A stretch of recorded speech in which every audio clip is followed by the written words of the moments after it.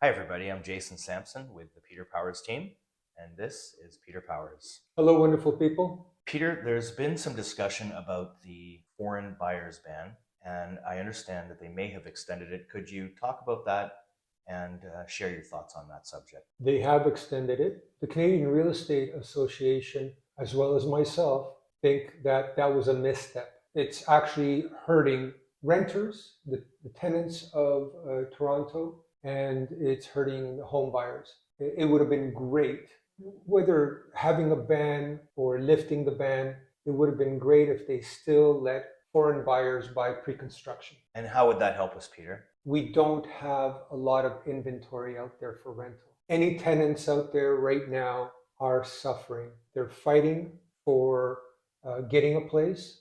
They have to fight other tenants. There's multiple offers on leases. And the lease rates are very high right now. It's getting very close to being unaffordable for somebody starting off, going out on their own, leaving their parents, starting a new job, relocating to find accommodation and to be able to afford that accommodation. If we had more rental stock out there, it would be better for the tenants. It would also be better for home buyers because when there's more rental stock out there, months of inventory supply, the supply that I always refer to, months of inventory, would go up.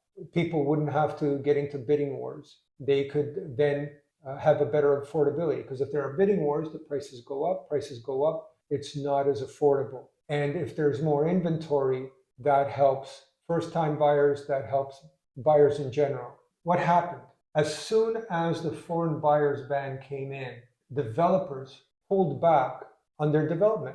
The little known fact is that for every $1 million in costs that a developer spends, he has to spend about $350,000 in taxes to the government. Now, those taxes have all sorts of names, try to make it look like they're not a tax, like development charges, education levies, park levies, just all sorts of levies and charges. It's all a tax. And if you think that a builder has to pay $350,000 for every $1 million of condo or townhouse that he builds, then of course he has to recoup that. And if there's a lot of resale stock out there that does not have to compete with those costs that the builder has to pay, does not have to compete with HST, then people are going to buy resale and the builder can't compete with that. So the builder is going to stop developing. If the builder stops developing, inventory goes down. There's nothing out there. If there's nothing out there, rentals are hard to find, rental prices go up, and the price of purchasing goes up because it's hard to find. Now, the builders have pulled back, and right now, at this very moment, we do have some condo and townhouse inventory. But as that gets absorbed, the builders can't just start up the next day. They have to go through their application process, they have to go through their permit process, they have to go through sales, they have to go through financing. All that takes time. There'll be a lag, and they'll never catch up because as inventory comes online, because there's no inventory, people are going to be rushing and fighting for that inventory. Lack of inventory is actually hurting the market. And that lack of inventory is because they have banned foreign buyers from buying pre-construction. There are some condo buildings in Toronto that are 100% foreign buyer owned.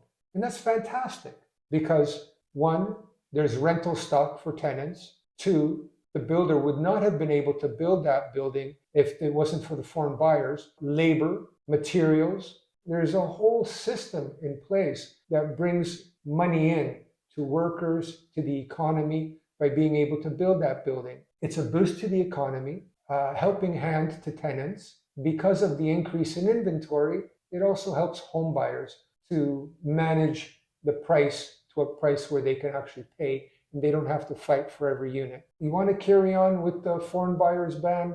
It was a misstep not to let foreign buyers buy pre-construction. Somewhat of a double-edged sword, trying to help, but having other issues at play, which will, like you just said, create a bottleneck, a bit of a lag, which will in turn create other pressures. Right. Inventory is dropping as the present inventory is absorbed. New inventory will take a long time to come online. people will be fighting. People were upset, I think. Some people incorrectly were thinking that if we get rid of foreign buyers, I'm not going to have to fight foreign buyers for a unit. But because there were foreign buyers, there was a lot more building going on. More building is a boost to the economy. More building is an increase in inventory and choice. It keeps the price from escalating. So banning the foreign buyers actually hurt everybody. So that's a mistake in your books. In my books, banning the foreign buyer from buying pre-construction was a mistake. Well, thank you, Peter, for sharing. And how can everybody reach out if they have any questions? You can text us, you can email us, you can reach out to us through any of our social media channels. You can call us. We'd love to hear your voice. We're old school. We're here waiting to help you experience The power of sold.